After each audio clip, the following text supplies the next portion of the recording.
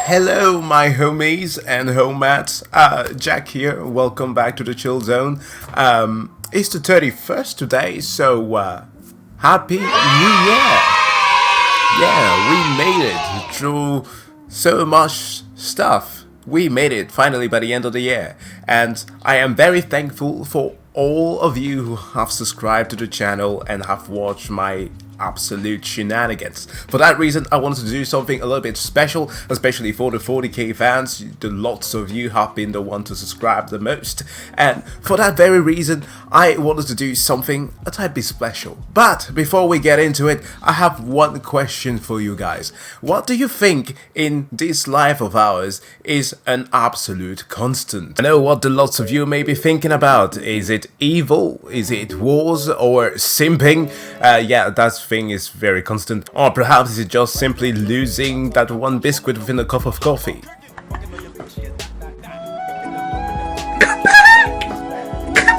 But seriously though, if you were to be looking into the larger scope of things, what would you find? Well, you'd find our galaxy first and foremost. At a fundamental level, think about all the particles in it, and all the forces and interaction that occurs between them. If you can describe those forces, interactions and particle properties, you have everything you need to reproduce our universe, or at least a universe virtually indistinguishable from our own. But what if I were to tell you that among all these aforementioned forces, there is one that reigns supreme, that being the power of flex. You have so much power! Yes, I'm not joking. Think about it for a moment. From the universe's very conception, matter and antimatter have been flexing on each other to decide which one was to be the dominant force in the universe. And the art of flexing continued. You see that in everything, from the animated to inanimated objects, from small animals to bigger animals, and all the way to the top of the food chains with the Homo sapiens. Now take this very concept, put it in a cat-shaped balloon and fire it up 40,000 years into the far future, and you have Warhammer 40k, a universe where everything sucks. Living sucks. Like, for example, take this baby. This is a very sanely and healthy baby. Now put it in any whatsoever scenario in 40k. Is it a planet? Bomb it for a little bit. Whoa, calm down, Jamal. Do it like the old days, leave it to a church. Perhaps, maybe don't do that. Wait, too late, in 40k you have none with guns, and they turn babies into this monstrosity.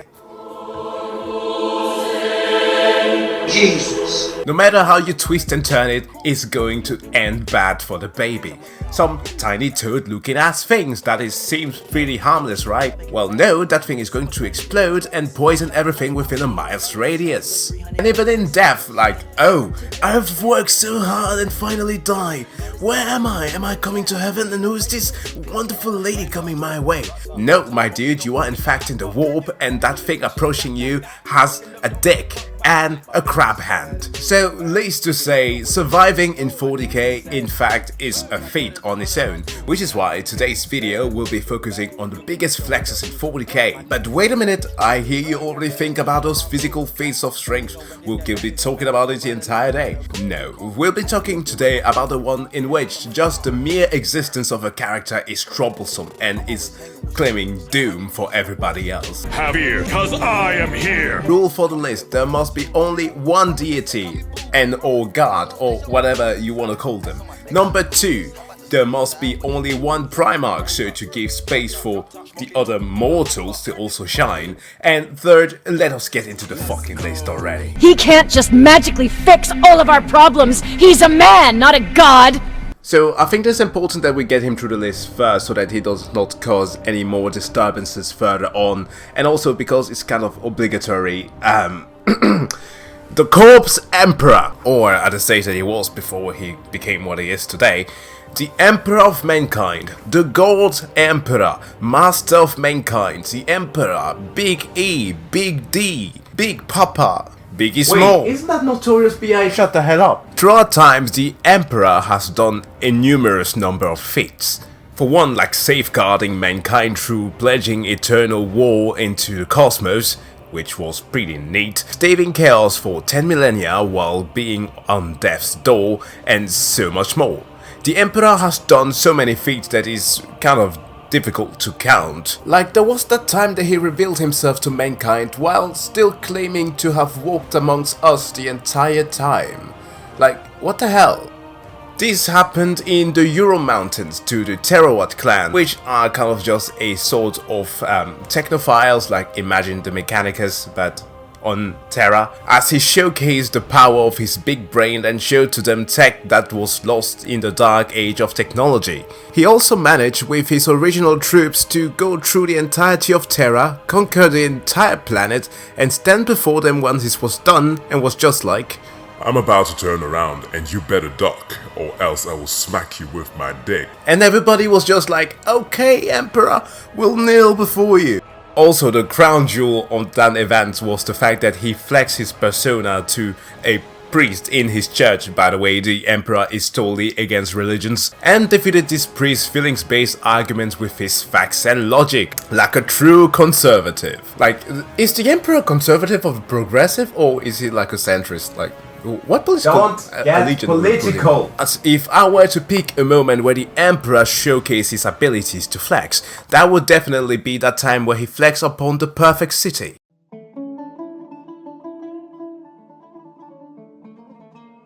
You see, the Emperor had sons, 20 of which, well, 18. They don't really talk about the other two. Amongst them was an unfortunate son, Rogal Aurelian, who became the leader of the 17th Legion, the Wordbearers. Now, Rogal was basically like Isaac from Castlevania, raised in bondage and ridiculed for his beliefs. He was sad but hopeful, and that hope truly shone through the day where he was rescued by a tall guy with glorious hair. And being freed from bondage, he treated his savior as a god. Now remember how I said that the Emperor does not like religions? Well, he also very despises the G word. Rendered now a leader of the Imperial forces, Rogal went about spreading the word of the Emperor towards every corner of the galaxy that he could, which was something that again his dad did not like. When he got found out, well, things did not go well exactly. This is what we witness in one of the books of the Horus Heresy called The First Heretic, where a bunch of good stuff happened. Mainly is the response of Big E when he found out what his son has been up to. First and foremost, he sends forth Malcador the Sigillite, or Malcador I got balls of fucking osmium, as this is a man who, let it be known, had been able to tank the throne that the Emperor has been sitting on. He's but a human being. So Malcador confronted Rogal, which Rogal did not take kindly to, so he backhanded him in a similar fashion to that of Battle Beast did to Rex in the Invincible TV show, sending the guy flying 20 feet in the air. Absolutely glorious. But guess what? Malcador survived and called it Big E. And this is where things really take a turn, because imagine this. You are living in what's pretty much paradise. Of course you are worshipping chaos, but whatever. Everything is well, but suddenly the sky starts falling apart, your friends and family start burning to death, you see giant mechas that are just shooting everything down to hell, you're trying to flee but you can't do it, and a giant freaking golden-cladded man that is 14 feet tall descend upon your world decked in all the baby oil, and your greatest warriors start losing their shit. Amongst them is this guy called Agathol of the 7th Assault Company, who was about to shit bricks when he recognized who had descended upon the ruined world. Captain Zaphens, one of them of the same chapter, couldn't even muster to say the words Emperor, and it was enough for the Emperor to just say a single word. Neo. Which is kind of where I have to cite you up something from the book because it's so fucking badass. Neo, it whispered, with the power of a hammer to the forehead. There was no resisting. Muscle acted instantly, no matter that many hearts fought not to obey. Agathol was one of them. This was not fealty, nor worship, nor service. This was slavery. And his instincts rebelled at the enforced devotion even as he obeyed it. 100,000 word-bearers kneeled in the dust of the perfect city, rendered prone by the imperial decree.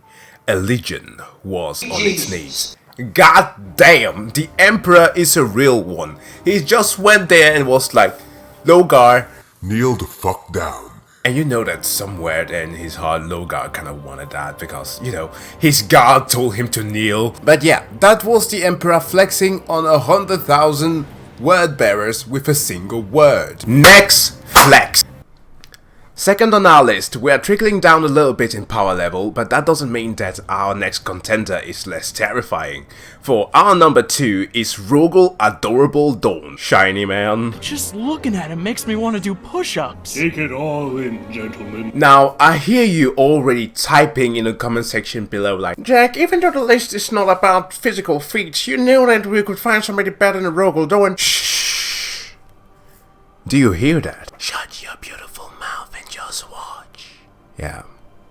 Must have been the wind. Incoming for the algorithm. I don't know why it would sound like a complete nerdy version of me, but okay. I get it, okay? I hear you. While Dorn, in the likeness of pre-V-card robot girly man, power level over 9,000, isn't war-powered like some of his brothers, there are hints to him having a special ability. Now, I mentioned Roburi Gatchaman because he's the one that is mostly known for being a Boy Scout, right? Does it not mean that he likes a good fight? Of course! But would he not rather be doing taxes instead? Hell yeah. The thing is that you will be able to find the same qualities of Gilliman within Rogal Dorn. That of being so freaking dedicated to the pursuit of the Imperial truth. And it is this zeal for the Emperor that has sometimes depicted him as being the next contender for what is sometimes called the Dornian heresy. But what makes him special? Well, Dorn is neither war-powered nor has he the absolute amazing skills that his brothers have nowadays. But what does Dorn have? Well, he has the ability to not give a fuck. For Dorn's zealotry has only truly been matched by his extreme stoicism, which is something that was showcased especially during the Solar Wars. During these events, the Imperial forces are trying to keep it together, because things are literally getting into panic. But on the side of the Imperial Fist, you have the likes of badass Sword Master Sigismund, who had just bamboozled little horrors into chasing him. And as his tactical genius was bearing fruit, Rogal Dorn decided to join the fight and left Terra's orbit with his massive phallus.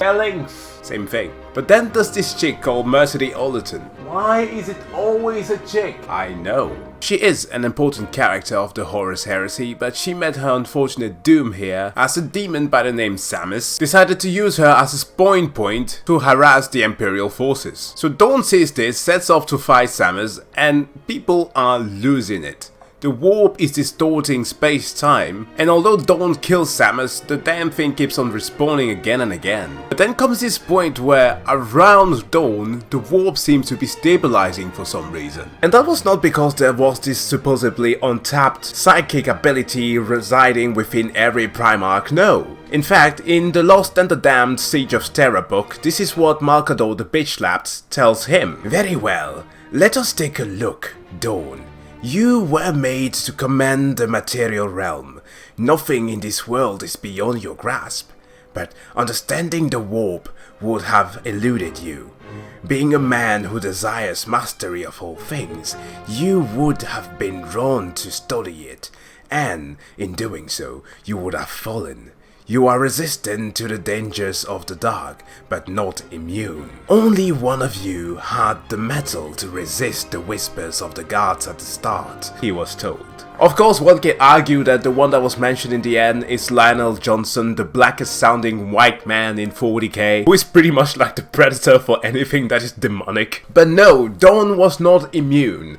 When he was given that information, he was all like, okay, I don't give a fuck. His sheer indifference to whether or not he was facing a greater demon or something smaller was what was leading the chaos to stabilize. And this has occurred on multiple occasions. Like that time where Alpharius throughout his freaking treks were trying to trap Rogal and Rogal beat the crap out of him. That shit didn't work because Rogal didn't give a shit. Rogal is like One Punch Man, listening to the enemies do their evil monologue before they are powering up, right? And he's just like, No. It's actually funny that they both have like similar color schemes. But what is to take away from this flex? Well, Rogal Dorn is like a honey badger. It doesn't give a fuck. Next flex. So far we've been talking about individual characters and their feats of strength, which is why I would like to divert your attention for a few minutes through an entire chapter. One that went from rags to riches, from memes to absolute unit. I'm talking about the Space Sharks. Megalodon. See, the beauty of 40k is that past the event of the Horus Heresy, a sort of measure or restructure of the Empyrean of Man had to be taken. This to ensure that there would be no such heresy committed once more. And this was achieved partially through the establishment of a new Space Marine doctrine called the Codex Astartes, done by Reboot Gigabyte. The thing is that with time, with the restriction now of the size of a chapter, smaller successor chapters started popping out of nowhere, with their progenitor or Primarch sometimes being completely unknown. For example, if you've lingered around the channel long enough, you will know that I am a huge fan of the swipers from Space Oakland called the Blood Ravens. But not knowing who that is about where the similarities between these guys and the Space Sharks end. For the Shark Boys are another breed of awesome. The Space Sharks or Carcharodon are exactly what they sound like. Space Marines with shark-like attributes. The Space Sharks are based off of Polynesian people, which means that the average Marine would be the likes of take The Rock, feed him Roman Reigns and Jason Momoa, and teach him that terrifying chant from New Zealand called the Haka, and then you have just a tight bit of a fraction of how scary the Space Sharks can be. They linger in the depths of the void and attack with such effectiveness that just nobody knows where they have them. Then came an event called the Badab War, a schism that was waged originally based on lack of imperial tithing. A lot of politics went into this, which I will not jump into or else it will be taking too long, but some of it all was that resources were not accommodated for and everybody went to war. Successor chapters filling all the colors of the rainbow were clashing from the Golgotham Waste to the Endymius Cluster. And everybody was having a merry time slaughtering each other, and then the Space Sharks arrived. That should definitely be on the t-shirt or something. Bodying just about anybody in their path, they turned all the world that they came across into a battlefield, taking over resources, annihilating chapters, and making some others run with their tails between their legs. Least to say, this event rendered them very feared throughout the entirety of the Imperium. Let's just say that everybody who ever sees a Space Sharks now is crapping their pants. So here's the fun thing. A single Carcharodon is sending shivers throughout both loyalists and heretics alike. But then there's Tiberius the Red Wake. Perhaps the coolest marine in the entire lore. Oh shit. Here we go again. This guy is too big. He is incomprehensibly big. And the fact is, he is but a marine. Well, here's a little bit of a size comparison. The thing that we usually operate on is that a normal marine would be standing like 8 feet tall. That's 2.5 meters. Then compared to a Primaris, that would be 2.6 meters tall or 8.5 feet. You will then have Custodes standing at 9 feet tall, or one of the lowest Primarchs, that would be like Alpharius or Omegon, whichever you want to use, standing at nearly a similar height. Where does Tiberius compare with any of the stats? Well, he flexes with his mere freaking existence. This man stands at the very least at 10 feet tall, possibly 11. That's the size of Vulcan, the biggest of the Primarchs. And usually, when you are the size of a Primarch, what you receive in terms of armor is something like a Terminator armor. But that's not enough. This man has the requirement of wearing patterns from tactical dreadnought armor. Pieces of that, because he's so freaking massive. This thing has to be modified to suit his stature. Not only does he wear a reinforced Terminator armor, he's fitted with 2 gauntlets that he named Hunger and Slave. Oh, that's so cool! Oh my fucking god, I'm losing it about this guy. Ancient power fists combined with freaking power talons, with twin linked underbite chain blades. Now, there's a point in the lore where he is facing other loyalists and they can't believe that the guy is a loyalist as well. So he allows himself to be examined, right? And the tech priest comes forth, looks at the guy, has to wipe away his visor, looks at him again, and it's like, what the fuck are you? I firmly believe that if there still was an ocean on Terra, or if Tiberius were to stumble on any world that was filled with water, he would just be rum-raging the oceans trying to find anything that was big enough to fight. So when a heretic finds himself alone on the fringes of the known galaxy, there's one thing that makes him look over his shoulder on those silent nights. And his name is Tiberius. So this has been the first episode of the biggest flexes in 40k. Something just awesome that I wanted to share with you guys, something that I've been thinking about doing for some times now. And it took me a bit of time to do all this editing, so I hope that you enjoyed the video. With that said, I wish you a wonderful new year.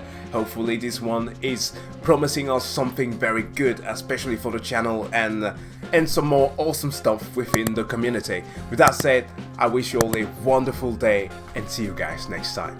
Bye.